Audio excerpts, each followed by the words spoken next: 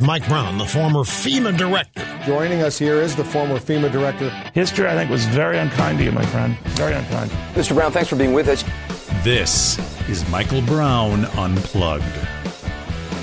Hey, everyone. Welcome to Michael Brown Unplugged. I imagine by now all of you have seen the Screaming Drudge headline that appeared on Tuesday.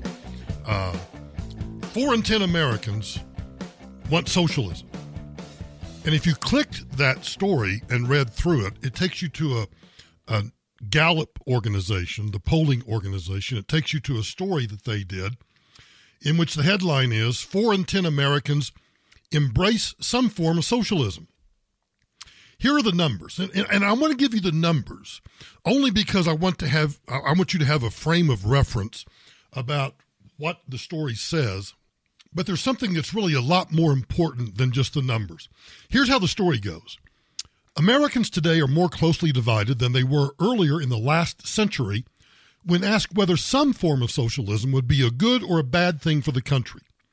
While 51%, more than half, of U.S. adults say that socialism would be a bad thing for the country, 43% believe that it would be a good thing. Those results contrast with a 1942 Roper Fortune survey that found 40% describing socialism as a bad thing, 25% a good thing, and 34% not having an opinion.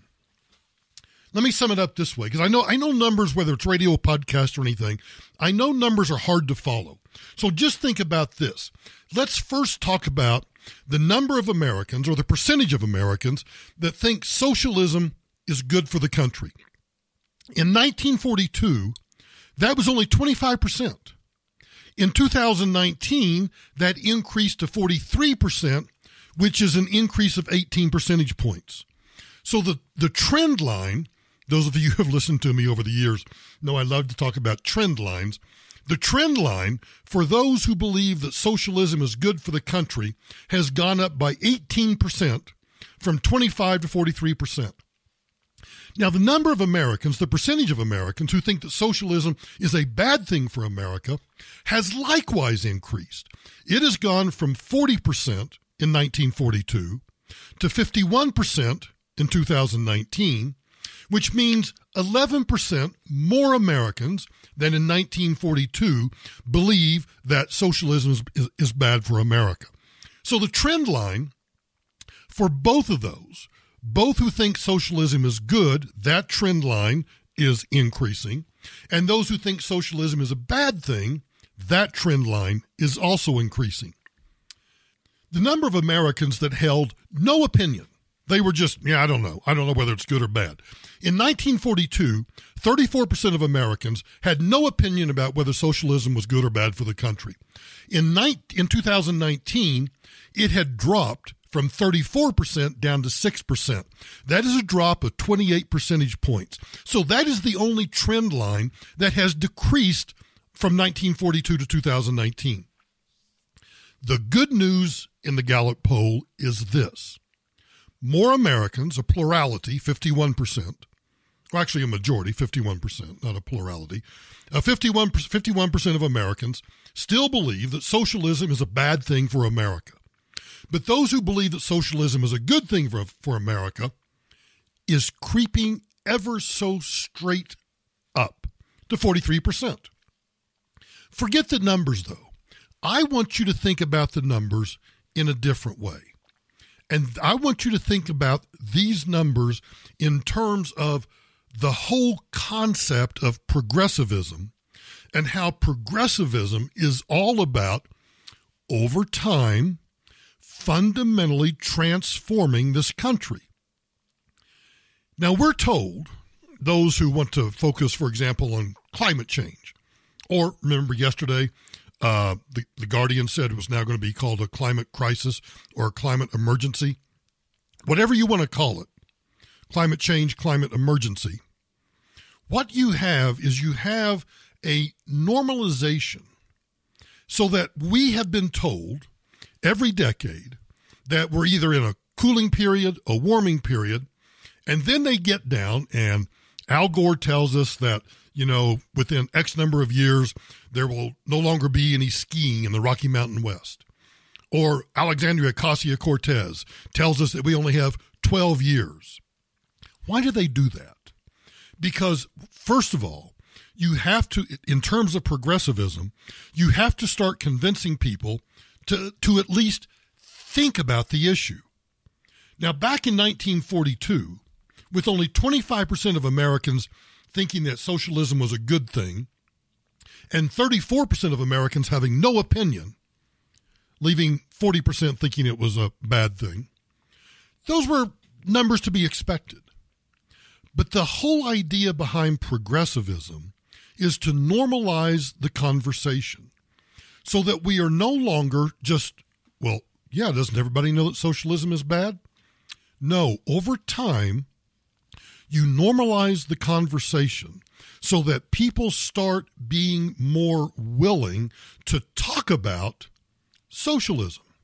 And by the very nature of just talking about socialism, now let me just say this real quickly. Many people who, if you're trying to jump 2 steps ahead of where I'm going, some people will say, well, so Michael, are you saying that we shouldn't talk about socialism? No, but what we have to do is recognize that the progressive cause is not about changing the hearts. This goes back to the Vietnam era. It's not about changing the hearts and minds of Americans overnight. It is about changing the hearts and minds of America incrementally, progressively. That's the very nature of progressivism that eventually takes you to authoritarianism. And we're right in the middle of that. I've told you over the past couple of podcasts that last Friday I was rear-ended in an accident. Well, finally, the person who is liable for the accident, their insurance company, finally reached out to me yesterday, and we had a conversation about, the rental car and the repairs and how long it's going to take, and I'm worried about diminution, the diminished value of my brand new vehicle. So we're having all of this conversation, and in the middle of the conversation, now if you had asked me this question 10 years ago, I actually probably would have said, what are you talking about? The woman on the telephone said to me, Mr. Brown, so I have a few more questions. I need your date of birth, your driver's license, and the gender you identify as. The gender I identify as? Now, I had no clue, zero clue, whether the woman on the other end of the line representing the Good Hands Company, I had no idea what she was going to do when I laughed. I literally laughed out loud when she asked, and Mr. Brown, I need to know the gender that you identify as. My answer was, well, today it's male. Tomorrow, I don't know. You might want to call me back tomorrow. See, I really am a smartass. I am unequivocally a smartass. But I'll tell you this, I got her to chuckle. Then when I hung up the phone, I thought, that's actually not funny at all. Because what we have, not we, but what progressives have been able to do is to normalize that conversation so that a big-ass insurance company feels the obligation knowing, now I don't know what my voice sounds, maybe I should go back and listen to the podcast and figure out if my voice still sounds like a male or do I sound like, I don't know, what do I sound like? Maybe I need to check that out. But I think my voice sounds like I've got a little bit of testosterone in me, but hey, what do I know? Maybe I don't. And maybe even if my voice does have a lot of testosterone in it, maybe I identify as a female. Or maybe I identify as, I don't know, oh, dang it, brain fart. The men that were neutered back in Roman times, what were they called? I can't remember. See, this is where I missed the text line. You guys could have just texted me. It'll come to me in a minute. But anyway, the point being, I keep saying we, it's not me because I don't want to do this. I'm opposed to this. Progressivism has managed to normalize that conversation. So they have normalized the conversation about socialism so that now Gallup does another poll, and they find that, well, yes, while there's still a majority of Americans, ever so slightly, 51%, that think that socialism is a bad thing, probably more frightening to me is not the increase of those who think socialism is a good thing from 25 to 43%, but those who have no opinion, that has dropped from 34 to 6%.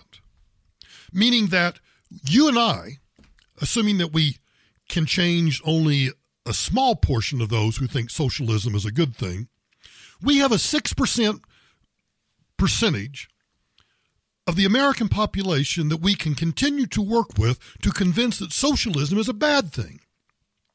That is exactly how progressivism works. You normalize the conversation. You suddenly make it okay to talk about, well, climate change. And mark my words, if The Guardian has changed their style book, their style sheet, to no longer refer to climate change, but to refer to climate crisis or a climate emergency, pretty soon the New York Times will change their style, and then somebody on the network will change their style, and I'll bet you $1 to a donut that 6 months or a year from now, we'll be hearing about a climate emergency. In fact, I'm surprised that we haven't heard about it when you stop and think. Now, those of you who don't live in Colorado, and excuse me, and depending on where you live in Colorado, you woke up on Tuesday morning, as we did, in what should be thunderstorm season, as they're having in Texas, Oklahoma, Arkansas, and up through the Midwest. We should have, excuse me while I take a sip of Diet Coke, just like on live radio. You know what I could do? I could pause this, take a drink of Diet Coke, and then come back. But you know what? I'd rather this sound live. I want you to like be right here with me. So we woke up on Tuesday morning, at least at our house, and there was anywhere from, I would say, 8 to 10 inches on the patio furniture. Climate change? And it was like 39 degrees, 35 degrees at the end of May? Seriously? At the same time, as is to be expected this time of year, there are humongous thunderstorms rolling through Texas and Oklahoma, through Tornado Alley. So I watched the news on Monday night, and they were talking about the thunderstorms, and because they were so, oh my gosh, it was like hurricane season. I forget whether we were watching NBC or CBS. It doesn't make any difference. They had already sent reporters to Oklahoma City, Dallas, and I think maybe Tulsa to cover what they were, and I guarantee you this is the truth. They were hoping for devastating tornadoes because obviously, two things. It's good for ratings to show because they'll find some poor soul who has lost everything to a tornado, who is just in shock, and they'll stick a television camera and a microphone in and say, "How do you feel?" And I just wish someday somebody would say, "You know how I feel? I feel like the S word. I feel like feces. Look around you, you dumbasses. I've just lost my home. I've lost all of my belongings. And maybe grandmother died. I don't know. But I hate it. I hate it, but what we do is we normalize that stuff." Calm down, Michael. You should calm down.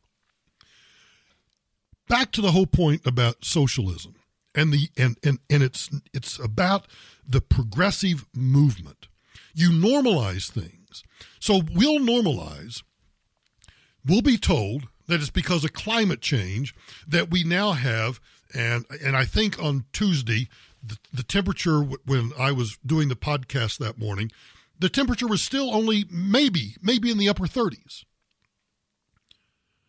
The tornadoes, which are typical for this time of year in Tornado Alley, but I'd bet you $1 to a donut again that they'll describe it as, this is a sign of climate change. Nobody will challenge that. Everybody will just accept that as the truth. that normalization of the language, that normalization of the conversation is how progressivism gets the proverbial foot in the door. And just like the frog in the soon-to-be boiling pot of water, we only wake up and recognize it when it's too damn late. So my admonition, if I can use that strong of a word, my admonition to all of you that listen to the podcast is to think about the normalization of not just language, but topics. You would have thought, thinking back only to when Bernie Sanders ran in 2016, how people kept saying, oh my gosh, he's a socialist. Today, we have a whole panoply of candidates on the Democrat side who claim to be socialist, or at least, like John Hickenlooper, doesn't have the cojones to say that he's truly a capitalist and to disavow socialism. It's been normalized. Just like the woman calling me and asking me what I identify in terms of my gender is. I can imagine how uncomfortable she felt once I made my smart-ass comment about, well, today I'm a male, but, call me tomorrow because I might be something else. And she starts to laugh. I now know that she thinks it's a stupid question too. But her big-ass, in good hands insurance company has instructed her that when you ask about a claimant, such as myself, who's clearly a male, I think I am. Hang on while let me unzip and check. Oh, yeah. Although I guess that doesn't make any difference anymore, does it? I guess I could just tell you that, yeah, I just unzipped my pants to check to see what my gender is today, but that doesn't make any difference. That's my point about normalization. She laughed, and I bet she thought to herself, I got to stop laughing. So be aware. Be very, very aware of the normalization of language and the normalization of topics. It's like the whole idea of that discussing, and God, I really hate going down this path because I try to avoid abortion as a topic. I avoided it as much as I could for 13 years on radio, and I'd like to avoid it here. But think about how now it is, everybody is saying, and in fact, let me just play for you a soundbite from Pete Buttigieg, however you pronounce his name, that could not say that he believes there are any limits when it comes to abortion. At the Fox News town hall for Pete Buttigieg, which was, I think, Sunday night, I forget when, it doesn't make any difference when it was, Chris Wallace asked him about abortion. Been a lot of focus this week about the states that have voted to restrict women's rights, but there's also been a movement in the other direction. New York State also this year passed a new law which significantly increases a woman's right to an abortion. It used to be the exception was after, I think it's 24 weeks, to protect the life of a woman. Now the new law is to protect the health of a woman, which is a much more lenient standard. And I guess the question is, do you believe at any point in pregnancy, whether it's at 6 weeks or 8 weeks or 24 weeks or whenever, that there should be any limit on a woman's right to have an abortion? Do you believe that there should be any limits on a woman's right to have an abortion? This is the normalization that I'm talking about. Whether you are pro-abortion, anti-abortion. I don't like to use pro-life and pro-choice because I think those are misnomers. But I think even, I should strike that statement, Your Honor. I was going to say, I think even the most strident supporters of abortion would believe that it is immoral, if not criminal, to kill a baby that has crowned. Now, if you don't know what that means, Go ask your mom or your wife. But once a baby has crowned, or even worse, once a baby has been delivered, I don't think abortion is acceptable. But Chris Wallace's question was, are there any limits to have an abortion? I think the dialogue has got so caught up on where you draw the line that we've gotten away from the fundamental question of who gets to draw the line. And I trust women to draw the line when it's their own life. And, of course, those are all his supporters. That's not just some random Fox So News.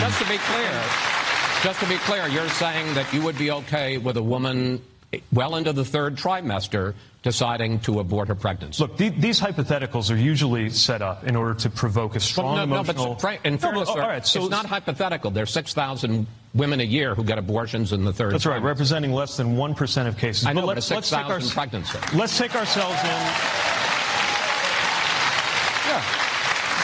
So let's put ourselves in the shoes of a woman in that situation. If it's that late in your pregnancy, that means almost by definition, you've been expecting to carry it to term. We're talking about women who have perhaps chosen a name, women who have purchased a crib, families that then get the most devastating medical news of their lifetime. The most devastating medical news of their lifetime. We thought you were having a boy, you're having a girl. We thought you were having a girl, you're having a boy. Or the one that probably bothers me the most, because I've had a Down child syndrome in my life, one of the most precious relatives I ever had, who had Down syndrome. So Pete Buttigieg defends aborting third trimester babies after parents have chosen a name or purchased a crib. No limits. No limits. That's the normalization that I'm talking about. That's how we get to a point where whether you're conservative, you're a libertarian, wherever you are on the right side of the political spectrum, you wake up and you suddenly realize, how did we get here? How did we get to the point where the things that we thought were just unspeakably wrong, morally wrong, we now just, hey, it's on the evening news. We just talk about it in pleasant company. That's how progressivism works. So if you saw the story about socialism, yeah, the numbers are important. But I think the more important lesson for all of us is the normalization of topics that the progressives want to keep pushing, so that at some point everybody's willing to talk about something that in another lifetime, even if that other lifetime is only 2 or 3 years ago, we would have considered to be patently absurd to think that the United States might need to turn itself into a democratic socialist country or a socialist country. I don't care what you call it, but now that's actually a topic of conversation. That's the danger of progressivism. Please pay attention to that. So, changing pace a little bit, another sip of Diet Coke. Let's do a little inside baseball about Washington, D.C.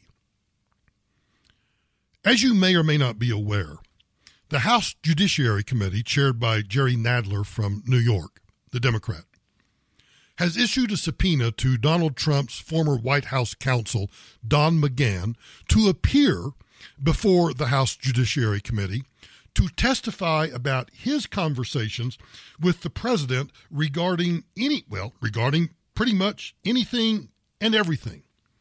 And instead, the president has opted to invoke executive privilege and say, no, I'm not going to allow my former White House counsel to testify based upon decades, and by decades, I mean 40, 50 years of precedent, that a president has the ability to keep confidential those conversations between him and his staff that are, as I've described earlier, that are pre-decisional. And quite frankly, when it comes to the White House counsel's office, I don't think pre-decisional makes any difference. The president is entitled to keep the conversations between him and the White House counsel confidential. There is an attorney-client privilege.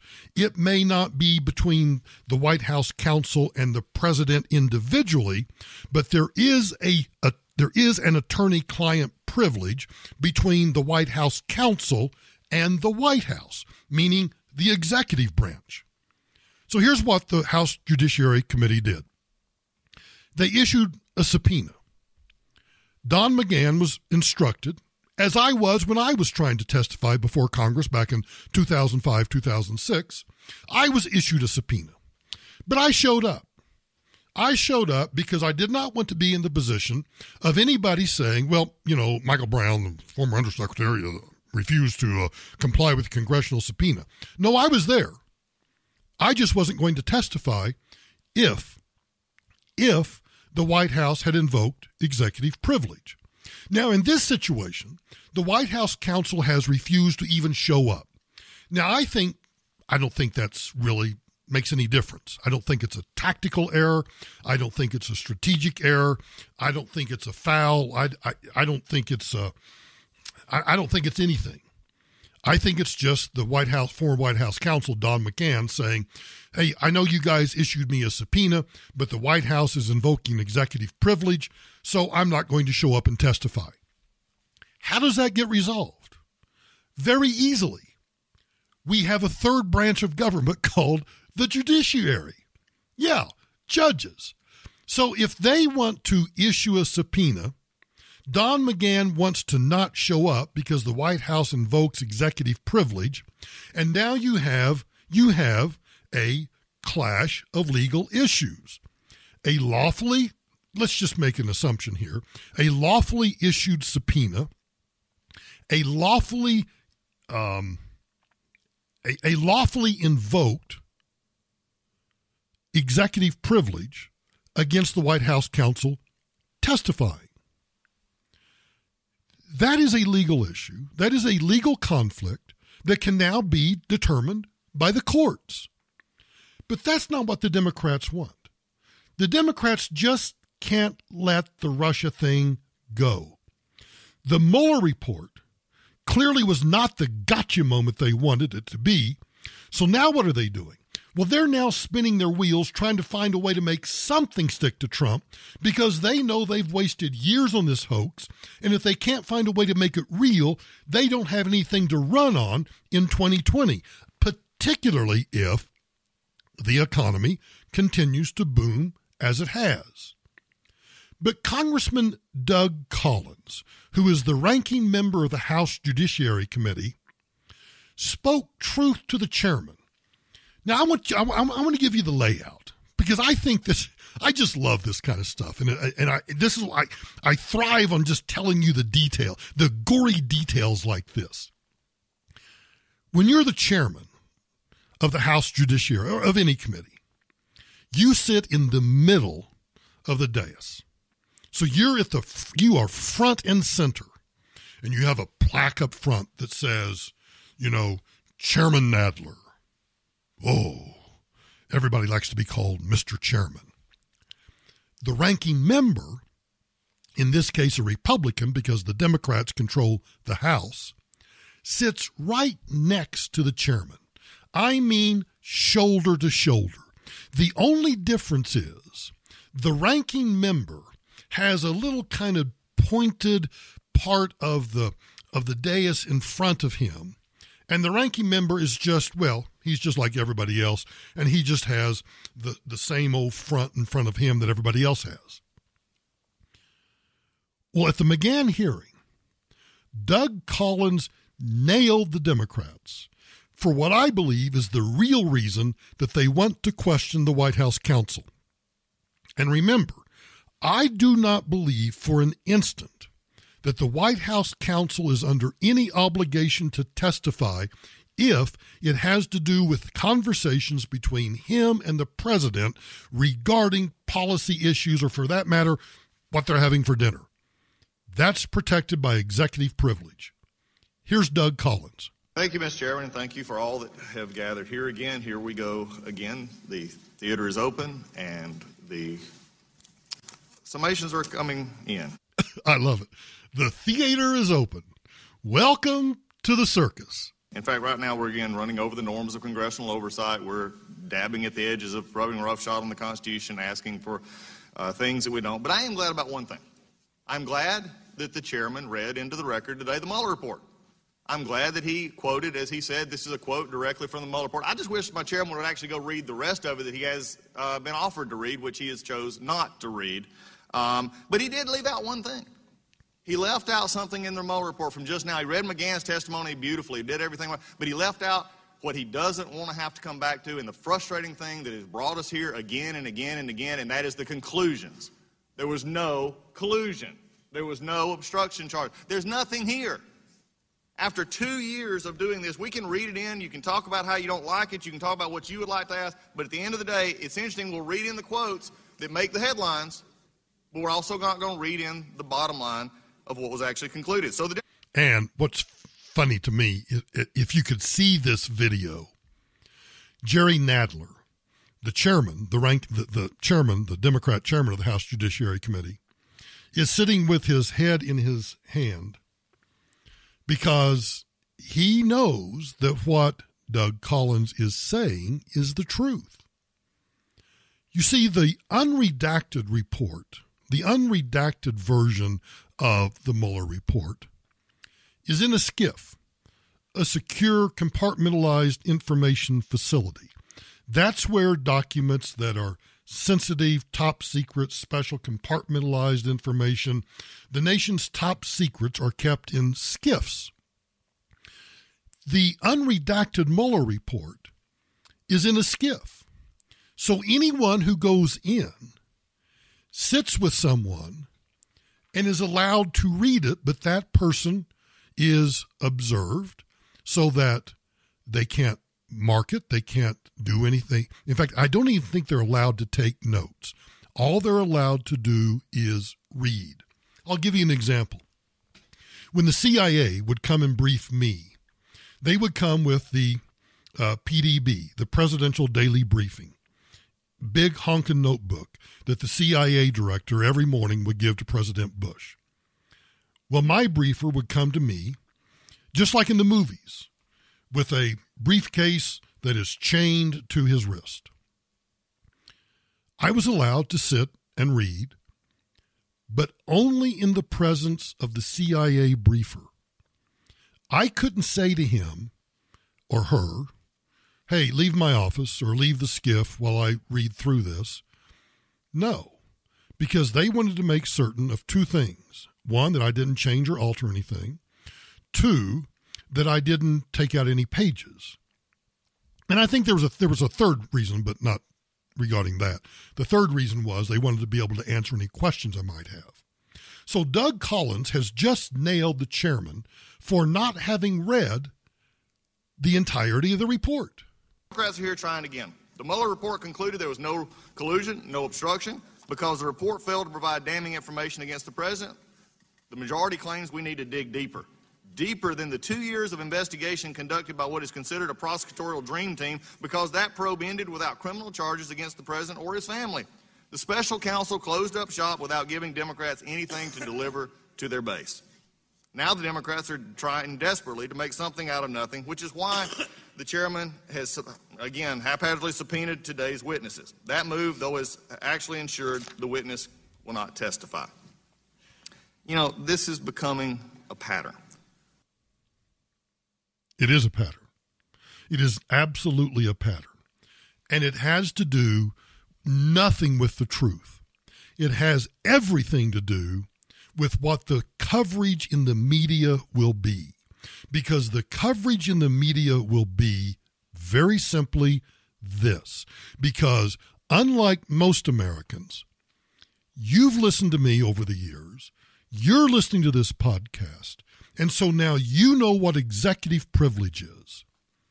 You know, if you're Catholic and you go to confessional, I'm not, so I don't. You know that there is this privilege between you and the priest, that what you tell the priest is going to remain confidential. You've heard of the attorney-client privilege. You've heard of the marriage privilege. Well, this is executive privilege. And this is basically saying that in order for a president or the executive branch to have free and open conversations before making a decision about what they're going to do in terms of policy decision X or Y, they need to be able to have those conversations without having somebody then later on second guessing their deliberations. Because during the deliberations, you might have some dumbass in the room like me that asks really difficult questions. Why are we doing this? Why aren't we doing this? Or my favorite question always was, have we thought about if we do X, Y, or Z, that the unintended consequences are going to be A, B, C? And it would change the entire direction of the conversation in the room. Well, there's no reason for anybody to know that. All they need to know is, what was the ultimate decision made by the president and his advisors? That's executive privilege. And that has been recognized by the courts, and that has been recognized by the Constitution, that has been recognized by this republic for years and years. So it's not about that. It's about this. It is about the news coverage that will say very succinctly, I can predict what's going to be on the news tonight. Ready? In fact, I would challenge you to go watch the news, assuming that this story makes the news tonight, which I'm sure it will. The House Judiciary Committee, I can hear Lester Holt, or I can hear whoever's filling in on CBS Evening News. The House Judiciary Committee today, under its chairman Jerry Nadler, Democrat of New York. Well, they won't say Democrat of New York. The House Judiciary Committee today, under its chairman Jerry Nadler, issued a subpoena to former White House counsel Don McGahn to appear before the committee. The lawyer, Don McGahn, refused to appear.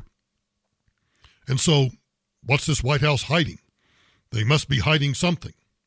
They'll never tell you what executive privilege is. But you know, and I know, and there's a remedy. If they don't think executive privilege is proper here, well, they can go to court, and the judges will decide whether or not, under the Constitution, that subpoena is valid or invalid, or whether or not Don McGahn has to testify or not testify. You know the truth. But again, they're not talking to you. They're talking to the ignorant among us, the ignorant that are going to be watching ABC Evening News or NBC Nightly News or the CBS Evening News, that are only going to hear, oh, did you hear that? I can just hear, they're eating fried chicken. They're having fried chicken gravy tonight. White gravy or brown gravy? Well, of course it's white gravy. Brown gravy is wrong. So you're having mashed potatoes, fried chicken, and white gravy. Maybe some green beans. Good Southern dinner. Some collard greens. You're sitting there, TV trays. You're watching the TV, and they do that report just as I said. The House Judiciary Committee, Jerry Nadler today issued a subpoena to Donald Trump's former White House counsel Don McGahn, and he refused to show up. He blew off the subpoena. Trump must be hiding something. And you're sitting there chewing on your chicken leg or your chicken wings, and you turn to your spouse, boyfriend, girlfriend, or your dog, and you say, yep, that Donald Trump, he's hiding something. You, on the other hand, will go, well, yeah, they invoked executive privilege. So let's let the courts decide whether that's valid or not, and let's move on. But the Democrats, nope. That's what they're raising money on, and that's what they're running for office on. And now you know the difference.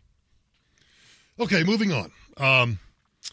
Do you know who actress Julianna Margaliese is? She was she played on ER and she played on The Good Wife.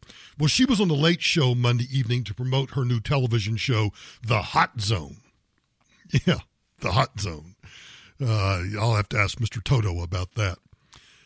Stephen Colbert immediately turned to politics, and she admitted that she had gone insane when Donald Trump was elected, and she started having nightmares. Here's what I find. I don't know whether it's because if you're an entertainer, you know that you make your money by pretending to be somebody else.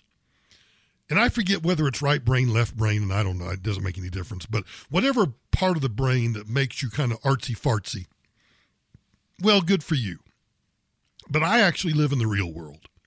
And I live in the real world where I know that there's this ebb and flow of politics. Now, yes, am I concerned about the direction of the country? Yes. I'm concerned about the ever-increasing influence that socialists and progressives and, quite honestly, liberal fascists have on our culture and on our politics. But every night when I go to bed, I'm either listening to some really nice music, or I'm reading a book, or I'm, reading some magazine online or something, and I'm dozing off. Now, sometimes it's a chemically induced sleep, but that's neither here nor there. But what I don't do is I don't wake up with nightmares about Hillary Clinton or Barack Obama or any of the 237 Democrats that are running for president. But apparently Julianna Margaliese of The Good Wife does. You divorce yourself from the whole political thing? I tried to. You tried to. It's not but easy. I can't. It's everywhere. It's everywhere. It's everywhere. I mean, one of the things... Here's what I find funny. Here they are bitching about politics is everywhere. It's everywhere. You can't escape it. Mr. Colbert, when Tamara and I were early on in our marriage, we had a television in our master bedroom because although we would never make it much past the monologue, boy, this is going to date me, isn't it? We used to kind of enjoy listening to Johnny Carson because Johnny Carson was so apolitical. And if he ever was political, if he made a joke about Democrats, he made a joke about Republicans. And it was never nasty. It was always funny. And it was funny because he wasn't trying to do it in a mean-spirited way. It was an escape from politics. So when Stephen Colbert says to Julianna Margaliese, hey, so what do you do to escape? Because it's everywhere. Well, listen, bucko, it's everywhere because you won't actually do comedy. All you want to do is politics.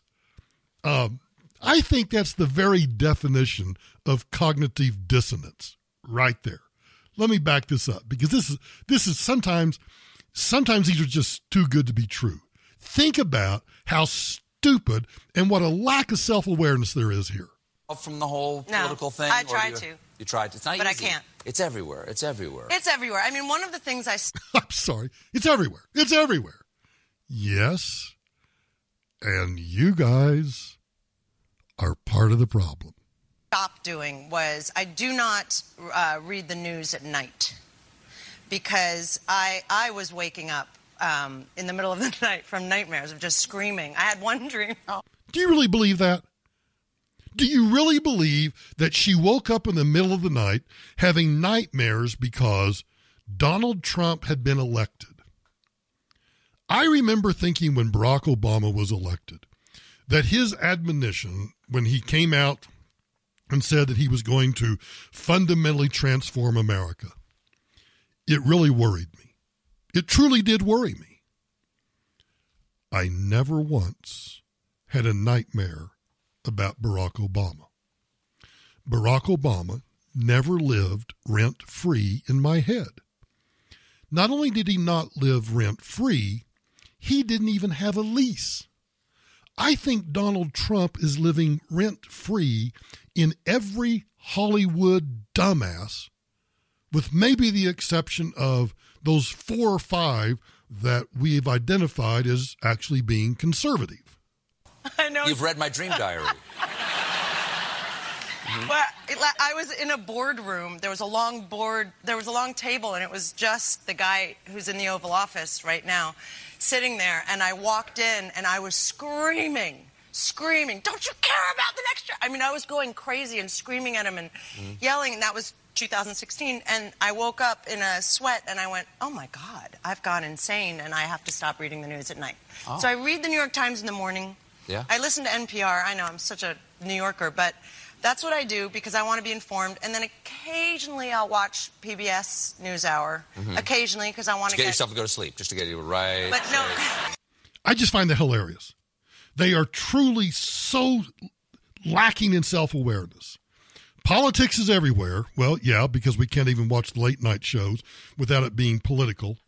And I don't believe for a minute that she really had nightmares. Okay, if she did, then I'll make this argument. How are you so wrapped up that what goes on in your life is more important than what goes on in the life of people inside the Beltway? If your life revolves around everything that happens in Washington, D.C., I'd say you probably need to see a psychiatrist. If not a psychiatrist, at least a witch doctor, to try to get yourself fixed. And by fixed, I don't mean neutered, but, well, you might try that too. I don't know. Now, this next clip that I want to play for you, because I believe that I have an obligation that every time Alexandria Ocasio-Cortez says something really stupid, I think that part of my fiduciary duty to all of you that subscribe to this podcast, and by the way, if you don't subscribe to the podcast, get your butt over to iTunes and subscribe right now. I feel this fiduciary duty that every time she says something stupid, that I need to make sure that you're aware of it. Now, the life of a United States congressman, in all fairness, is a hectic life. You have committee hearings, you have votes, you have fundraisers, you have all the social things you have to do too. You have to go to all the parties, you have to be seen. I mean, but it truly is, it's a hectic life. It's not always work. Don't misunderstand me. I'm not saying it's hectic in terms of the work. I'm just saying it's hectic because you have a lot of places to go, things to do, people to see. Alexandria Ocasio-Cortez has found a way to find some work-life balance because she was apparently, and I don't know whether this video is from her in New York or whether it's from her in Washington, but she has stumbled upon the perfect example of what the Green New Deal can mean to us.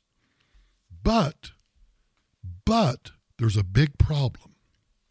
And the problem is the garden that she has found. She has found a garden. And so she has her iPhone. Well, I assume it's an iPhone because she's a congressman, so she can afford $1,000 iPhone Max XR or whatever it is plus. Wish I could afford one, but, I'm not a congressman. So she's videoing this garden, and she's so excited because she has found some composting going on. But then she's worried that they're growing cauliflower, or as some people say, cauliflower.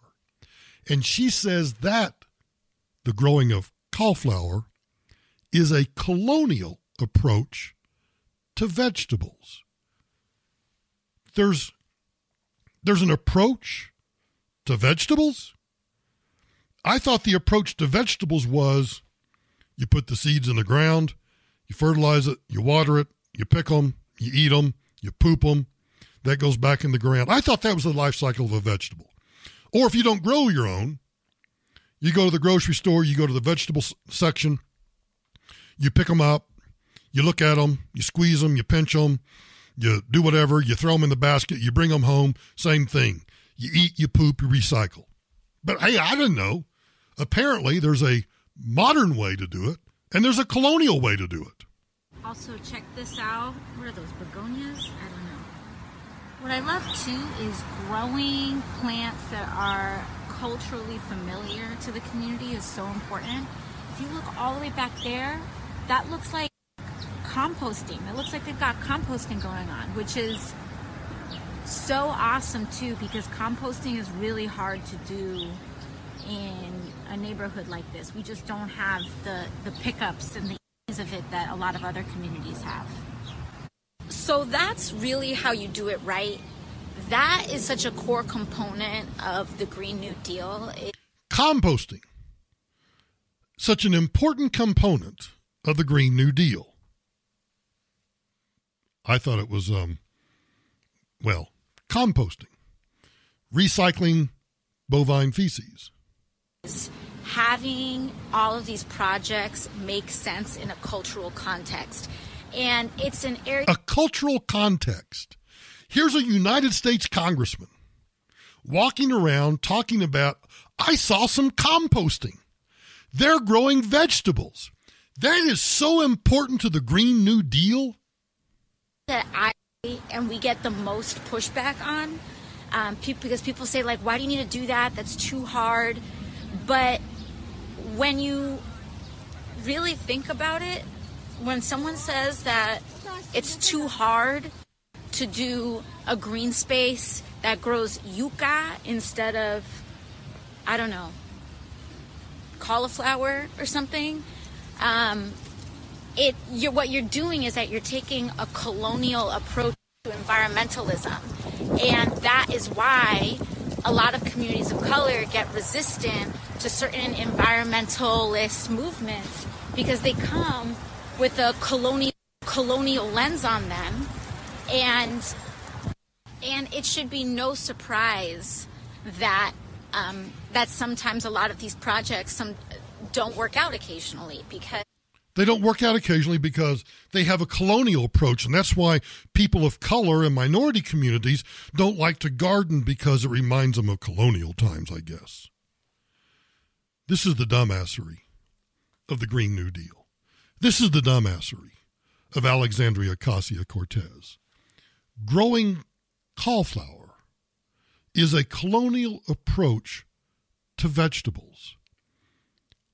No wonder sometimes I think that those in other parts of the world that would like to destroy our way of life look at us and say, yeah, let's just sit back. They're doing a fine job of destroying themselves. But speaking of vegetables, it is one thing if these dumbasses want to ruin their health by eating unnatural diets for ideological reasons, like a vegan diet. But it's something very different to impose a vegan diet on children. In Belgium, kids are literally dying from this stupidity. So bad that the authorities have had to step in. It is estimated that 3% of Belgian children, now you may just time out. Some of you may be saying 3%, and I'm saying, but Michael, if it saves just one life, 3% of Belgian children, that's more than one. The story says it is estimated that 3% of Belgian children are forced to follow the strict diet, which rules out any animal products, including dairy and eggs. Well, last week, the Royal Academy of Medicine of Belgium published a legal opinion. The Royal Academy of Medicine published a legal opinion. Now, I'm just telling you what's going on here. I don't understand it either, but this is the way it is. The legal opinion was an attempt to stop forcing vegan diets on children. The legal opinion reads in part, this restrictive regime requires ongoing monitoring of children to avoid deficiencies and often irreversible growth delays.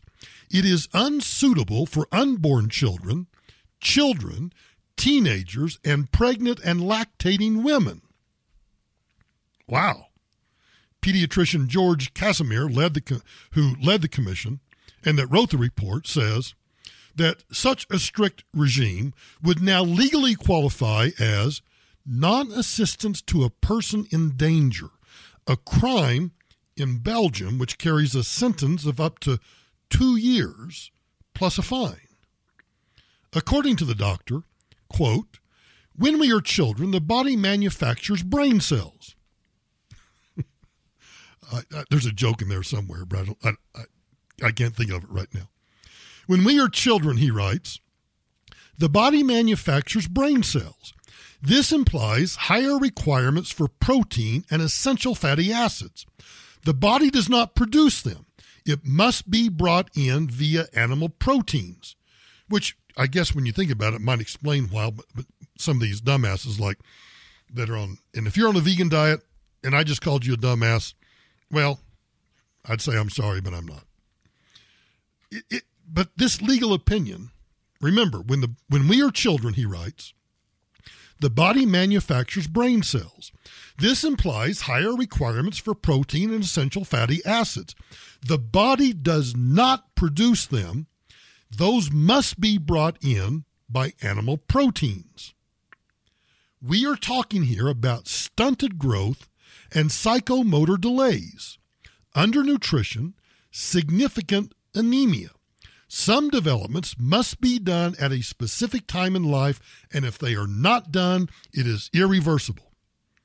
Now, Don Carr of the organization PETA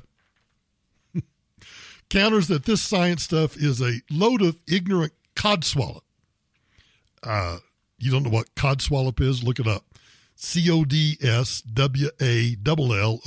codswallop. The animal rights activists seem to regard themselves as better informed than pediatricians on the topic of children's nutritional needs. I always thought that, the mistake that Tamara and I made in raising our children was we didn't call PETA. We didn't go online. We couldn't go online when we were raising our children. But we didn't go online to find out from PETA, hey, what are the nutrition requirements for our children? We made the stupid mistake of actually talking to a pediatrician. Belgian. Vegan diets are bad for your children. So let's go from veganism to a taxpayer relief shot. This one comes to us from Baton Rouge. And I like this particular taxpayer relief shot. Now, those of you who are not familiar with a taxpayer relief shot, we do not celebrate the death of a thug. What we celebrate is the fact that somebody exercised their natural God-given right of self-defense. And sometimes when you do that, the thug ends up either DOA or DRT, dead right there. In this case, a store clerk's quick thinking saved his life Sunday morning when he shot an armed robber who pointed a gun at him and demanded cash. News 2 at 6 o'clock, this store clerk recalls the moments as he stared down the barrel of a gun. And when that armed robber tried coming around the corner, he pulled the trigger, killing him. The armed robber was identified today as Rico Clayton Jr. Chris Nakamoto spoke to the store clerk who recalled his quick actions. Chris, it saved his life. Sylvia, Michael, it all happened so fast, and in a matter of moments, the clerk had to make a tough decision after his life was in danger by an armed robber who covered his face. Turns out that man just so happened to be one of their regular customers. Dee from Detroit is still shaken from an encounter here at the neighborhood food mart off Doherty Drive over the weekend. That's when an armed man came into the store demanding cash while pointing a gun at his head. He was telling me, give me them, pointing a gun at me, telling me, give me the money or I'm going to shoot you, straight up. Surveillance video shows the moments Rico Clayton Jr. came up to the counter with the weapon drawn. He pointed at me, I'm not going to let him take me first. What happened next had the armed robber trying to go around the counter, and that's when Dee knew he had to act fast. As soon as he tried to run this way, to come behind the counter, I bent down, I took the gun for the store, did what I got to do. Dee began firing shots at Clayton, smashing a crock pot of nacho cheese before hitting Clayton in the side. He got dropped over here. We've frozen the video before Clayton falls to the ground. I know him. Owner Abu Akar says when he fell to the ground, he began asking for water, which they gave him. In all the years he's owned the store, he's never had any issues, and they were shocked to see who tried to rob them. We never have a problem, so when he take the mask off his face, I tell him, what happened, why you do that? Yeah, because he always come to the store with no problem.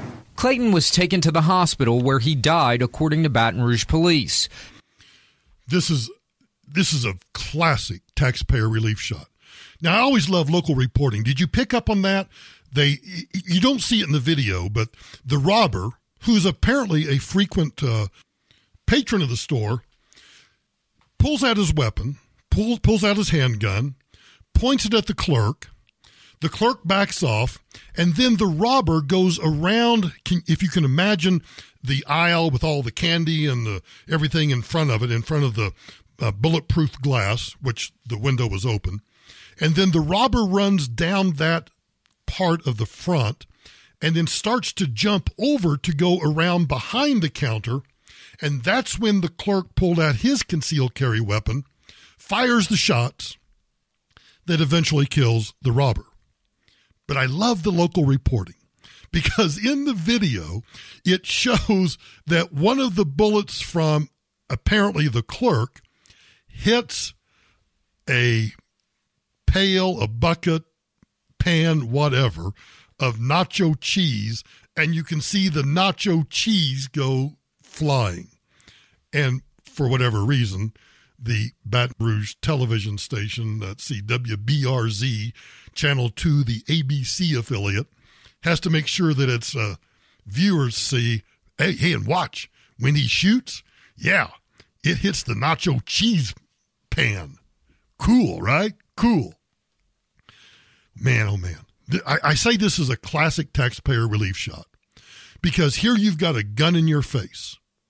You don't know whether he's going to shoot you at that very moment or not, but the clerk keeps his cool, gives him what he wants, backs up, turns his shoulder around so that he can kind of get at an angle toward the robber. And then as the thug starts to come around the corner, he's ready, takes aim, fires his pistol, and the thug ends up DRT, dead right there. I think this is a classic one because one, here's a clerk not only defending his life, but defending his business. And I want you to think about the fear, the utter fear that must have gone through this kid's head when somebody in a mask pulls up and points a gun in your face. You know, I'd probably pee my pants. Just to be totally frank, I'd probably pee my pants. And then I would get my faculties together and do what you have to do. And in this case, the clerk did what he had to do. That's why we do taxpayer relief shots, because I want you to think about the fear and the fact that in this country, you're able to defend yourself. Now, in a country that has strict gun controls, let's take Australia, for example, where they just rejected socialism and they've banned guns, or any other country. Who has the guns in a country where civilians can't own, or citizens can't own guns? Well, thugs, criminals, and then I guess the military and government officials. So you are entirely subjected to whatever these criminals want to do. That's why we celebrate taxpayer relief shots. Thanks for listening to this edition of Michael Brown Unplugged. As I said earlier, be sure and go to iTunes. We're up on iTunes. So if you go to iTunes, you can subscribe there. And if you do, leave us a 5-star review, a 5-star rating. And then I would really appreciate it if you would write a review. Because between reviews and subscriptions, that helps us on iTunes and helps us to maybe eventually find a sponsor for the podcast. I would also appreciate you going to the website, michaelbrowntoday.com, michaelbrowntoday.com, because there you can follow me on all my social media platforms. You can join Facebook. You can like the Facebook page. And by the way, when you like the Facebook page, be sure and ask to join the discussion group, because we're building up an internal discussion group on the Facebook page. Follow me on Twitter. I tend to be hot and cold on Twitter, but when I do get hot, I tend to get snarky and smart aleck, so I think you'll enjoy the Twitter feed. It's at Michael Brown USA. Follow me on Instagram at Michael D. Brown. Hook up with me on LinkedIn, and be sure and subscribe to the YouTube page. On YouTube, it's youtube.com/Michael Brown Today. Not Michael Brown tomorrow, not Michael Brown yesterday, but Michael Brown Today. And you do that by going to youtube.com/Michael Brown Today. Now, the easy way to do all of that is to simply go to michaelbrowntoday.com, michaelbrowntoday.com, my website, and all of those social media icons are across the bottom. So thanks for listening to the podcast. Leave us a rating. Give us a like on Spreaker or wherever. But I sincerely appreciate everybody listening to us, and I'll talk to you again tomorrow.